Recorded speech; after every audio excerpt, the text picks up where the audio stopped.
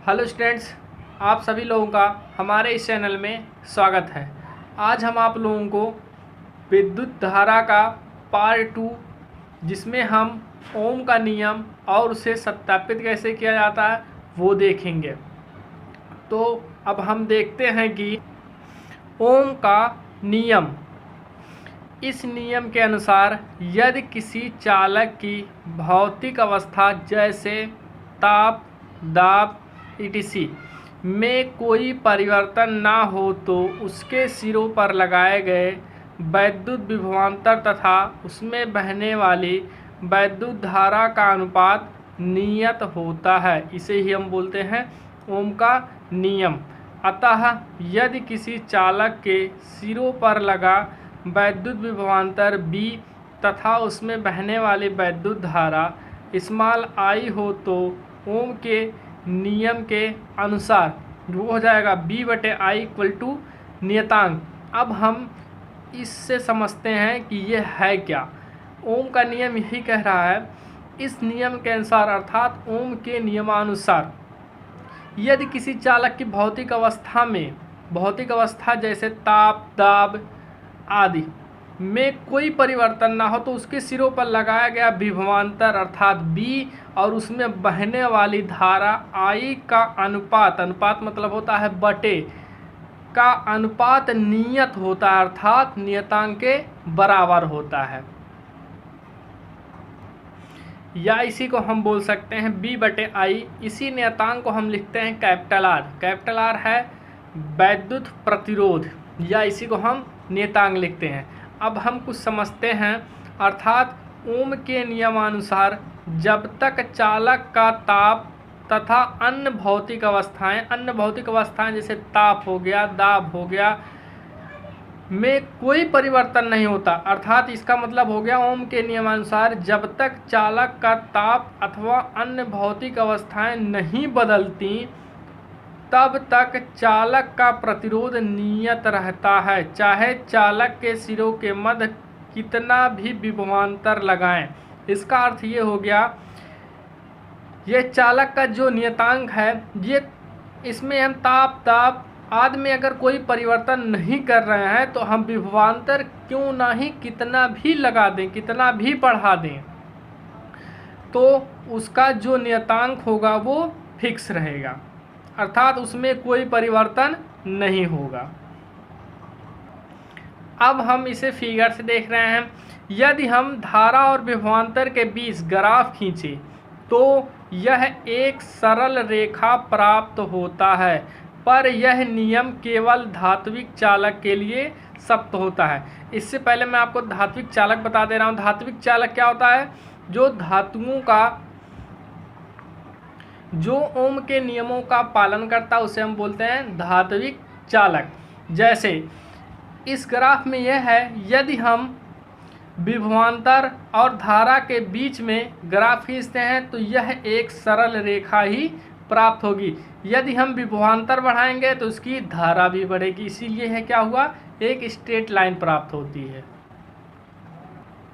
अब हम देखते हैं विशिष्ट प्रतिरोध। विशिष्ट प्रतिरोध क्या होता है? जब किसी चालक में वैद्युत धारा प्रवाहित होती है तो चालक के भीतर किसी बिंदु पर वैद्युत क्षेत्र की तीव्रता E तथा धारा घनत्व J, धारा घनत्व को हम J से लिखते हैं, के अनुपात को चालक का विशिष्ट प्रतिरोध अथवा प्रतिरोधकता कहते हैं। इसे हम रो से लिखते हैं, ये रो का सिंबल है, रो से प्रदर्शित करते हैं। रो बराबर होता E/J। E क्या है? वैद्युत क्षेत्र, और J क्या है? धारा घनत्व। अब हम समझ लेते हैं। जैसे हम मान लेते हैं ये हमारा पेन है और इसे हमने कोई चालक मान लिया। जब किसी चालक में अर्थात इस पेन में जब किसी चालक में वैद्युत धारा हमने मान लिया, इसमें करंट प्रवाहित कर दिया, तो चालक के भीतर अर्थात जो चालक का तार होगा, चालक के भीतर किसी बिंदु पर वैद्युत क्षेत्र की तीव्रता अर्थात E तथा धारा घनत्व J के अनुपात मतलब बटे धारा घनत्व J के अनुपात को चालक का हम क्या बोलेंगे? विशिष्ट प्रतिरोध या प्रतिरोधकता प्रतिरोधकता, इसे हम रो से प्रदर्शित करते हैं।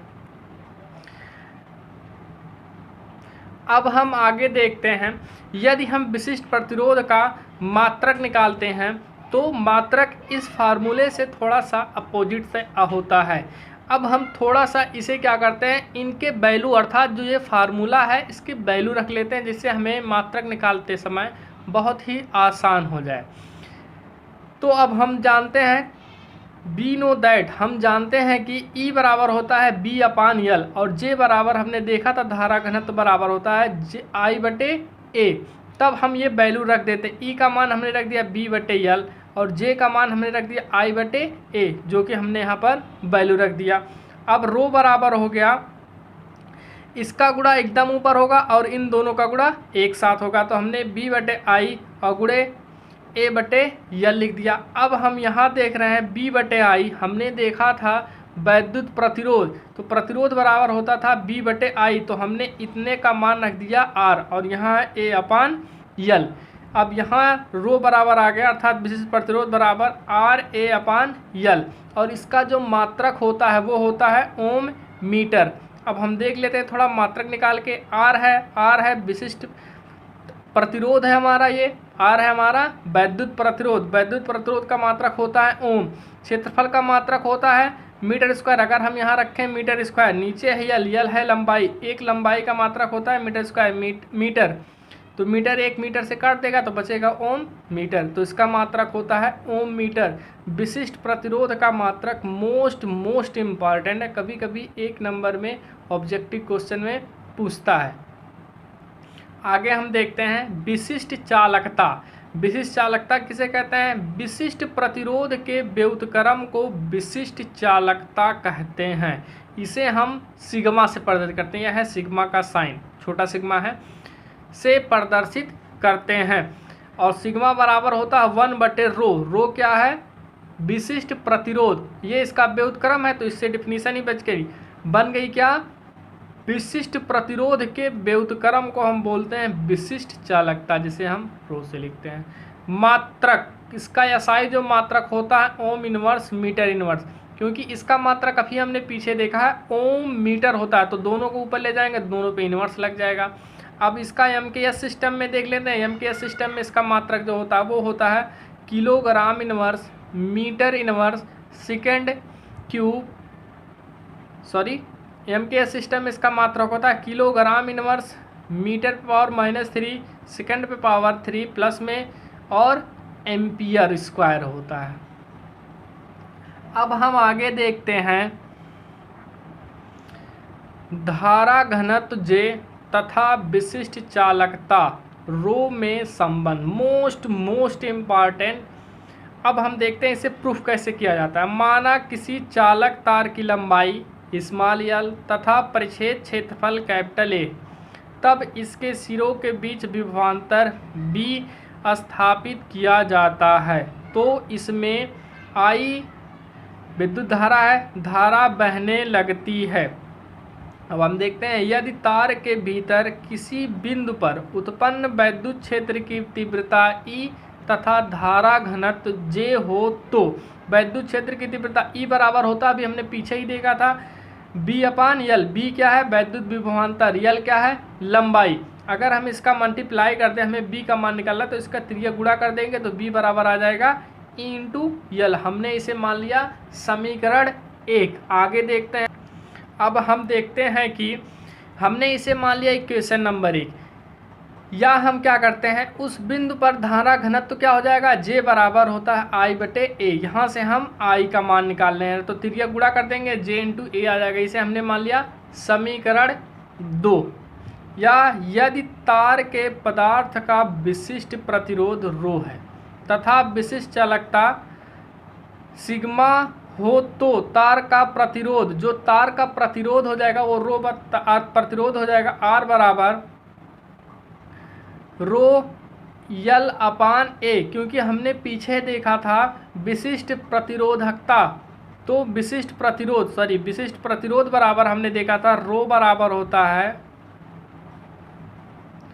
RA अपान यल। अगर हम यहाँ से R का मान निकाल लें तो इसका गुणा इसमें हो जाएगा रो इंटू यल जो कि यहाँ लिखा है, और अपान क्या हो जाएगा ए। हमने इसे मान लिया समीकरण थर्ड। हम इक्वेशन नंबर 1, 2 और 3 याद रखेंगे क्योंकि अभी हमें इसे वैल्यू पुट करना है। आगे देखते हैं। चूँकि हम छोटा सा फार्मूला अभी ये पीछे देखे थे, विशिष्ट चालकता रो बराबर होता है हमारा सिग्मा बराबर होता है 1 अपान विशिष्ट प्रतिरोध अर्थात रो। तो सिग्मा बराबर हमने देखा था रो, सिग्मा बराबर 1 अपान रो। यह मान हम समीकरण 3 में रख देते हैं, और समीकरण हमारा 3 जो था वो है, ये था हमारा समीकरण थर्ड। हमने क्या कर दिया, ये जो रो है इसका मान हमने समीकरण 3 में रख दिया। तो जहां हमारा रो है उसके दर पे हम रख देंगे 1 सिग्मा, अर्थात हमने इसके वैल्यू रख दिया। तो ये हो जाएगा यल अपान सिग्मा इंटू ए, जो कि ये हमारा इक्वेशन नंबर बन गया 4। अब हम आगे देखते हैं ओम के नियम से। ओम के नियम ये होता है B = IR। जब हम ओम का नियम पढ़ते हैं तो वहाँ पर हम लोग लिखते हैं B/I = R।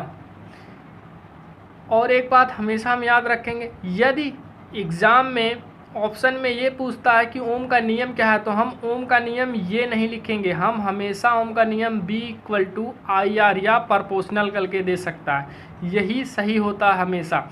ये तो हमारा एक नियतांक है जिसका हमने वैल्यू रखा था। तो हम आगे देखते हैं ओम के नियम से B = IR। अब हम क्या करेंगे, समीकरण 1, 2, 3, 4 से वैल्यू रख देंगे, अर्थात B का, I का और R का, ये सब वैल्यू हम इसमें पुट करेंगे। तो आगे देखते हैं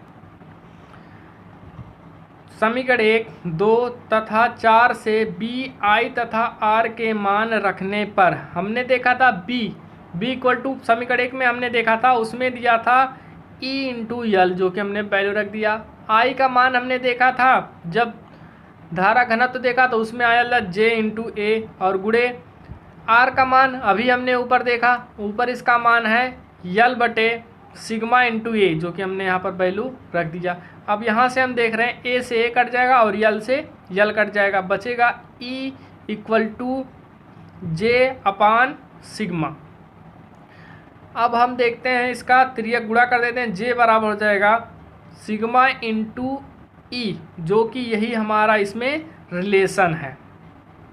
अगर हम इसे वेक्टर के रूप में लिखते हैं तो J vector = sigma E vector, और वेक्टर का मतलब होता है सदिश राशि। जो स्टूडेंट इस चैनल पे नए होंगे कृपया इस चैनल को लाइक, सब्सक्राइब और शेयर ज़रूर कर लेंगे। आपको यदि पसंद आ रहा है तो वीडियो को लाइक भी करेंगे।